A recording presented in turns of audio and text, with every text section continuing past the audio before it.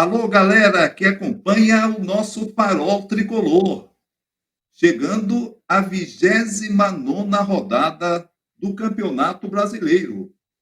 Situação mais aliviada, no entanto, a luta continua, companheiro, diria o outro.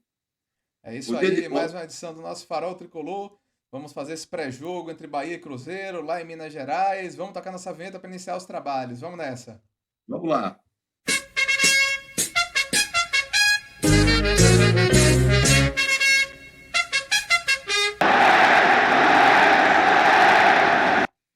Pois é, mais um Farol Tricolor. Agora, depois de concluída a 28ª rodada, faltam 10 rodadas apenas para o encerramento da Série A. Mas inicialmente, antes de falar tudo sobre a classificação e sobre Bahia e Cruzeiro, vamos agradecer e pedir aos amigos que continuem a curtir os vídeos, se inscrevam nesse canal no Farol Tricolor, ativem as notificações para a gente continuar seguindo nesse trabalho, nesse projeto, sempre com o apoio de vocês. Já ultrapassamos a marca dos 1.000 inscritos e já temos muitas visualizações também, muita gente que participa sempre, colaborando com ótimos comentários e nos ajudando, né, pai? Verdade, agradecendo a todos, aos amigos, às amigas que nos prestigiam, sem dúvida nenhuma, já existia aquele velho samba de breque do Moreira da Silva. Etelvina, acertei no milhar. Então já temos mais de 1.000 aí e com certeza vamos aumentar o número e agradecemos as visualizações também. Já passamos de mais de 80.000 visualizações. Somos muito gratos a todos vocês. Vamos trabalhar. É isso aí. Vamos fazer aquela olhadinha na tabela que já é costumeira aqui nos nossos vídeos. Vamos dar aquela olhada, porque é sempre o norte importante. Quem é que a gente vai enfrentar? O quanto estamos longe de coisas maiores? O quanto estamos perto ali do Z4?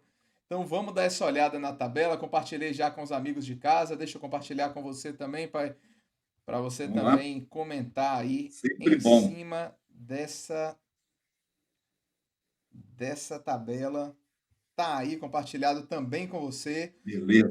A gente tem lá, continua lá com o Botafogo, ainda muito bem, mas empatou e o Bragantino e o Flamengo ganharam. Quem tá mal ali é Palmeiras, que anda tropeçando muito, né? Não conseguiu ainda se recuperar de uma sequência ruim. Mas olha o Bragantino e o Flamengo avisando que estão aí, né? Isso. Pois, Lembrando que a safra dos técnicos portugueses não tem sido muito feliz ultimamente, mas o Caixinha do Bragantino continua muito bem, sem dúvida nenhuma, pontuando legal. E vamos acompanhando esse campeonato brasileiro. Parecia que o Botafogo ia disparar. Existe uma máxima no Rio de Janeiro de que há coisas que só acontecem com o Botafogo. Só falta essa coisa, mas isso é coisa dele lá também. pois é. A gente tem agora a segunda parte da tabela. Nosso adversário também é da segunda parte, então vamos focar mais nela. Tem o Bahia ali aparecendo na 13ª colocação, 9 triunfos, 7 empates, 12 derrotas, saldo de -1. E o Cruzeiro imediatamente após o Bahia, né, venceu o clássico contra o Atlético Mineiro, um gol bizonho, um gol contra do Atlético, mas no Estranhíssimo. geral o jogo foi equilibrado, né? O Cruzeiro fez um segundo Foi. tempo até com mais oportunidades, né? E aí está ali posicionado e na briga, né? Tem um triunfo a menos que o Bahia, por isso a diferença de classificação, já que o saldo dele é melhor. Mas chama a atenção, pai, com uma coisa que a gente já vinha conversando em off, que o Cruzeiro tem apenas 25 gols marcados, terceiro pior ataque da Série A, não é isso? E isso, ele tem também a pior média, que é de 0,95, ou seja, menos de um gol por partida. E tomara que continue assim e piore, inclusive nesse jogo contra a gente. Perdão, eu falei que era o terceiro pior ataque, agora já é o pior ataque da É o competição, né? pior, Que o é o Inter pior, estava abaixo dele, conseguiu aquela goleada disparou. histórica e ultrapassou, né? E teve algum Foi. outro time também que ultrapassou recentemente e faz com isso o Cruzeiro com o pior ataque da competição. Em compensação, tem uma defesa que sofreu muito poucos gols, né? Uma das melhores, melhor do que todas essas concorrentes aí dessa parte da tabela. Mas o Cruzeiro tem dificuldades na frente. A gente espera que aconteça com o Cruzeiro O mesmo que Continue. aconteceu com o Internacional, que passou em branco contra o Bahia, mas depois também o Santos sofreu. É verdade. O detalhe que eu vejo é que, em relação a essa situação do Bahia, que melhorou incrivelmente, sensivelmente, que bom, graças. Isso tudo é muito bom. Eu tenho uma tese e vinha falando há algum tempo.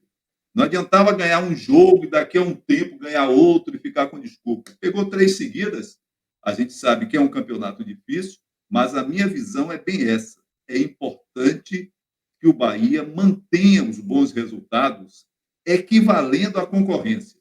Se for assim, ele continua lutando bem até alcançar o número máximo, máximo eu não diria, o número mágico, mágico seria a expressão melhor, de 45 pontos ganhos na tabela de classificação. Então é bem isso. O Bahia tem que seguir buscando acompanhar a concorrência, é claro, e não esperar o resultado dos outros, fazer o seu resultado. Claro. Essa que foi a diferença do Bahia nesses jogos recentes, nesses 3 últimos jogos. Ele fez o resultado. Os outros, uma parte fez, a outra não fez, e aí vida que segue. Mas interessantíssimo é isso.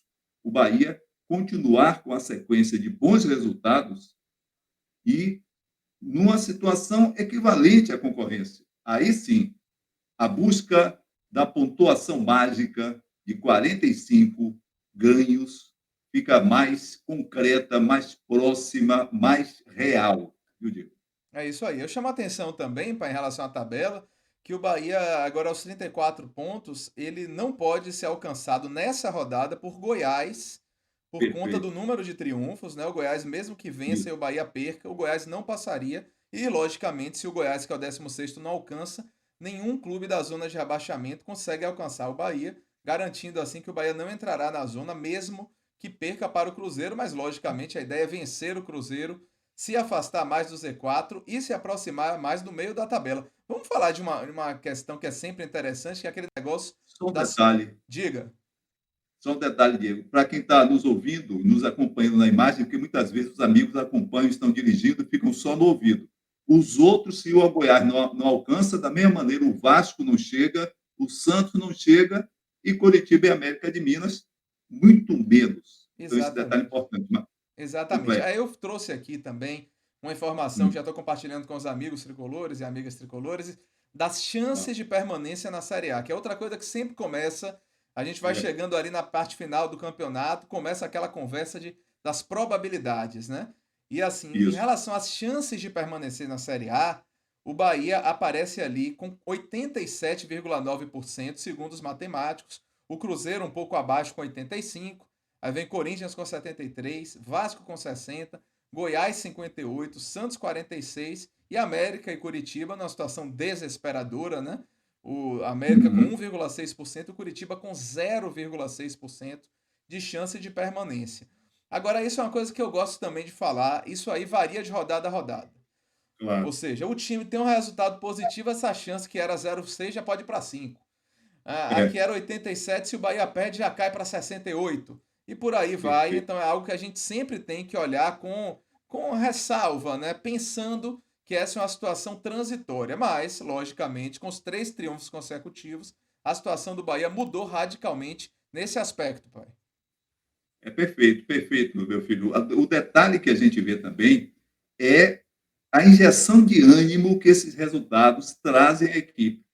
Ganhar 3 partidas seguidas não é fácil no Campeonato Brasileiro de Primeira Divisão, por mais que aqueles que não têm preferência pelo tricolor baiano, bicampeão brasileiro, procurem ver. Não, porque o Internacional jogou assim. Não, porque o jogador do Fortaleza estava com unha encravada. Não, porque o cara estava com o dente doente. Estou nem aí, o Bahia não tem nada com isso. Ganhou 3 seguidas e muito bem no Campeonato Brasileiro de Primeira Divisão. Agora, é importante que a gente tenha consciência que é muito difícil uma sequência de triunfos, de resultados assim, e não ter um empate no meio. Derrota, eu acho que, tomara que não chegue, mas um empatezinho de vez em quando vai acontecer. Tem que ter paciência, tem que ter o quê?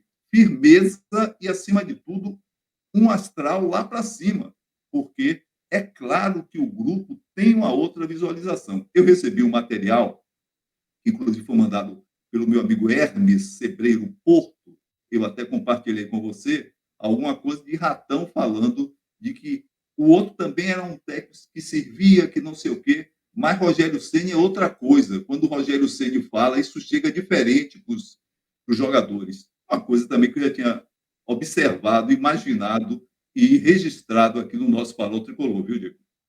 É verdade, eu vi essa informação mesmo, a entrevista de Ratão falando disso, dessa diferença de postura e de injeção de ânimo com a chegada de Rogério Ceni. Agora, só para ilustrar, eu coloquei aí ao lado, os amigos de casa estão Hum, visualizando também, que o Bahia, quando a gente olha ali, chances de ir para a Libertadores, a chance de G6 do Bahia, ela já aparece, ela que provavelmente nem existiria, o Bahia nem estaria na lista, já aparece ali listado com a chance de G6 de 0,58%. Ou seja, sobre isso que eu estou falando. Aí o Bahia ganha do Cruzeiro. Aí essa chance de G6 ou de G8, que seja de uma Libertadores estendida, já começa a parecer não tão impossível. E por aí vai. Ou seja, a é, meta que o Bahia tem no campeonato, hoje em dia ainda a principal é se afastar do Z4 e fugir do sim. rebaixamento. Mas se o Bahia continuar tendo resultados positivos, a gente já pode começar ali a pensar em se situar com mais tranquilidade na Sul-Americana e quem sabe ali, um G8, um G9, talvez ainda dê. Então a gente tem que ir jogo a jogo e conquistando os resultados para seguir. Eu volto a dizer, meramente fugir do rebaixamento é muito pouco para o Bahia.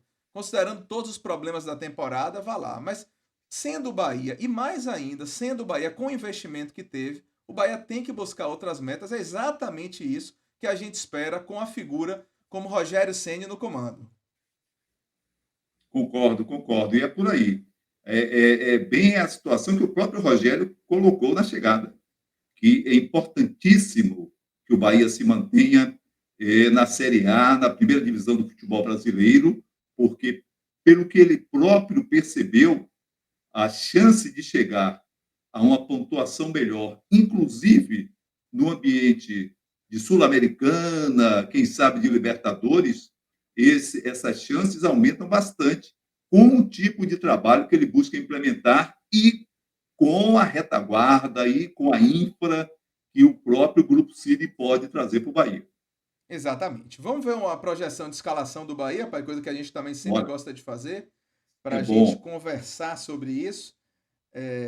Aí eu já compartilhei com os amigos de casa, deixa eu passar para você também.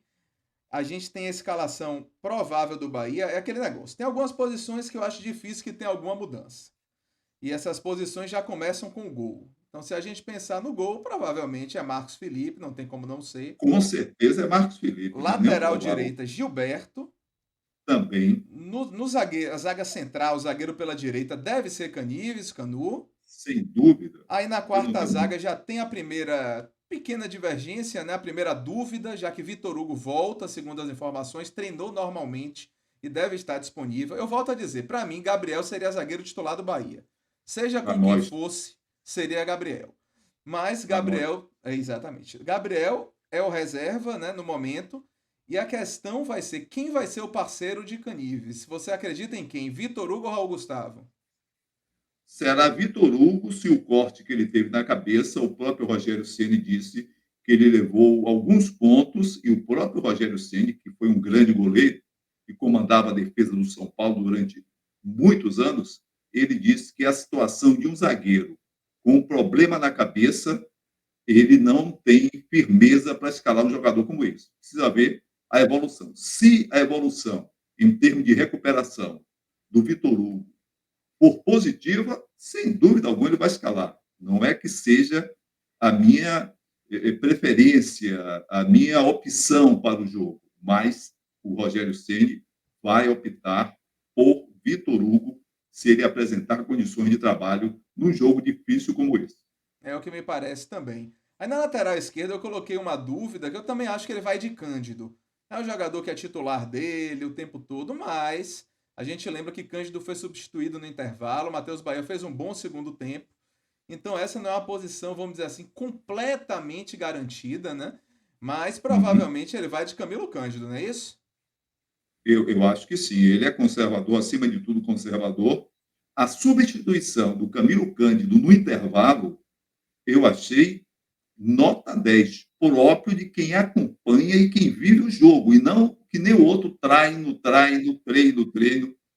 Com certeza, o Camilo Cândido treinou bem, mas no jogo, aquela outra situação que eu sempre vi em futebol, para que o treinador vai esperar 15 minutos no segundo tempo, olhando para o relógio, quando der 15 minutos, substitui? Qual é a base? O que é que se acrescenta? Tirou da onde isso?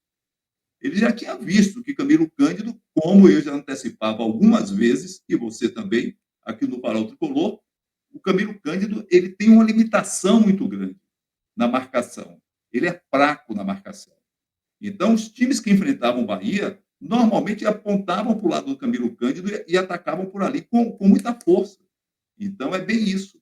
Ele viu isso no intervalo. Eu não sei se ele assimilou isso para uma sequência ou teve aquilo como uma observação do jogo apenas. Esse é o detalhe. Se ele já viu isso numa sequência, sem dúvida nenhuma, ele começa com Matheus Bahia. Se a convicção dele foi específica para o jogo passado, aqui na Fonte Nova, quando o Bahia venceu o Fortaleza por 2-0, aí já é outra situação. É mais ou menos por aí mesmo. Provavelmente Camilo Cândido, mas abriu-se essa possibilidade de Matheus Bahia. E aí vem a Sim, dupla de volantes, né? Eu tenho falado que o isso. Bahia tá jogando, falas que tá jogando no 4-4-2, mas principalmente são dois volantes. Eu considero mais um 4-2-3-1, mas esses dois volantes é o É. que Rogério tem utilizado. E aí vem a volta de Rezende. E aí, como é que ele vai armar Rezende ou Acevedo? E provavelmente manterá Iago Felipe. Na minha opinião, seria Rezende e Acevedo. Continuo defendendo isso, mas considerando que ele deve manter Iago Felipe, que fez bom jogo, é bom que se diga, contra o Fortaleza, quem é que você acha que ele coloca? Rezende retorna ou Acevedo, que fez uma partida excepcional, continua? Para Fernando Cabuz, seria Acevedo. Seria Acevedo, Iago Felipe, que ele não vai tirar do meio de campo, e vamos ser pelo justo. Tem melhorado bastante. Iago Felipe tem contribuído muito no posicionamento, na chegada junto. Eu acho que ele até se guardou um pouquinho, que ele é chegado a chutar em gol e fazer gol, inclusive. O Fluminense fez isso algumas vezes. Mas, pela convicção, sem dúvida nenhuma, ele deve entrar, ele vai entrar com Rezende, com Iago Felipe e Tassiano Cauli no revezamento ali.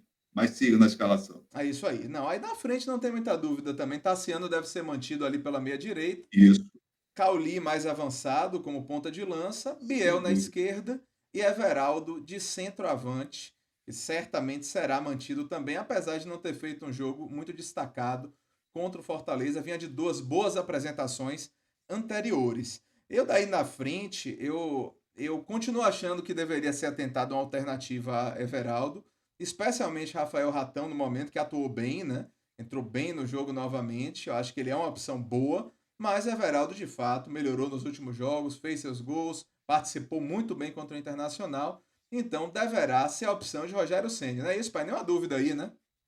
Nenhuma dúvida, nenhuma dúvida. Eu acho interessante que eu estava vendo ali a TV Cultura do São Paulo, ele tem aquele que era o cartão verde, eu não sei nem se está com o mesmo número, eu acho que está ainda.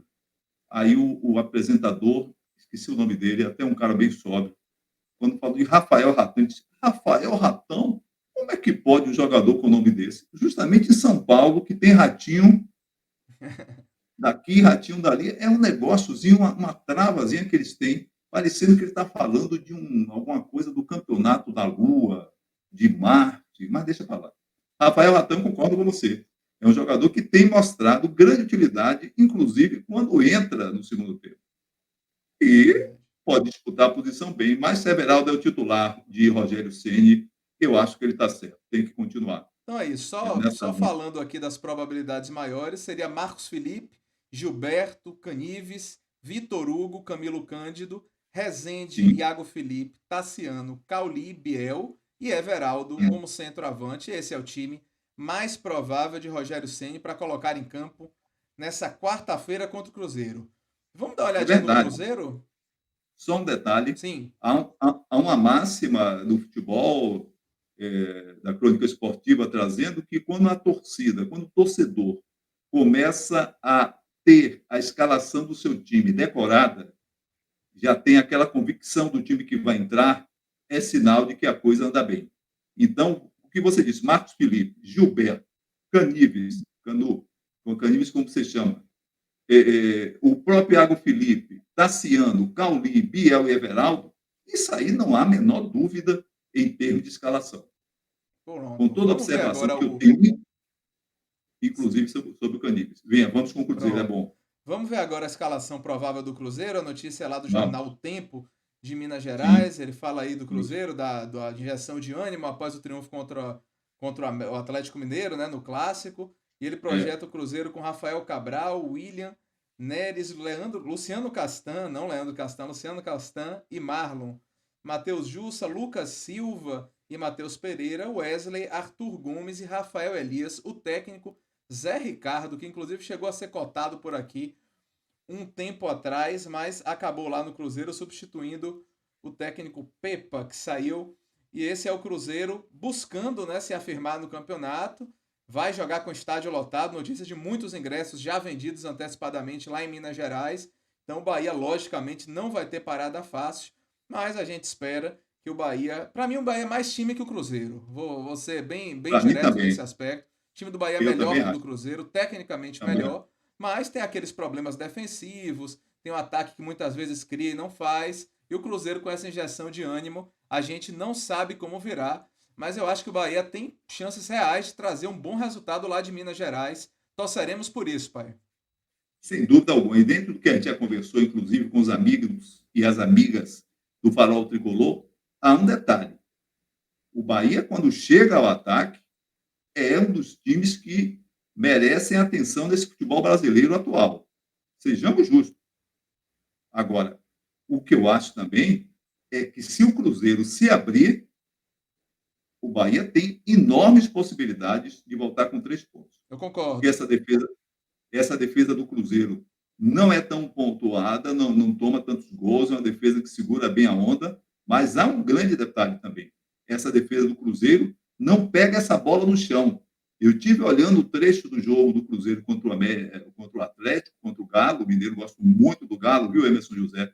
E você que é fãzão, torcedor de aço aí do Galo Mineiro, o grande detalhe que eu vejo é que muitos adversários do Cruzeiro jogam levantando bola para a área. E essa bola, quando está no chão, essa defesa do Cruzeiro não é tão boa nisso. E o Bahia tem um repertório muito grande com Biel, por exemplo, com Cauli, por exemplo, e o próprio Tassiano. Então, vejo boas perspectivas, porque há uma coisa que você, Diego, observou muito bem em Farol Tricolor passado, nas 2 edições passadas ou 3, essa situação também do Bahia, que a gente conversava para o nosso público, que o Bahia agora, mesmo quando se fecha, mesmo quando joga mais segurando, mesmo quando faz um período de contenção do jogo, o Bahia não chama o adversário para cima.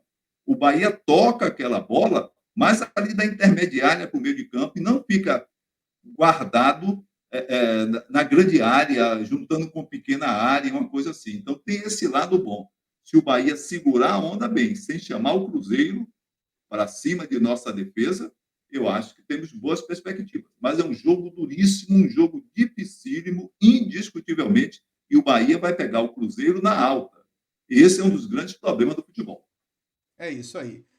Vamos encerrando aqui então nossa edição do Farol Tricolor, agradecendo mais uma vez a todos os amigos e amigas que nos acompanham, né, que têm acompanhado, curtido, comentado bastante os nossos vídeos, pedindo que curtam, que se inscrevam, que comentem, ativem notificações, compartilhem, porque como já falei anteriormente, vamos tendo muitas novidades em breve, cobertura das eleições do Bahia, entrevistas e as lives que começarão logo logo.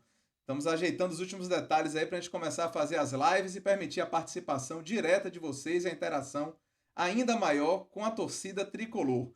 Valeu, galera. Vamos ver se a gente vence o Cruzeiro também.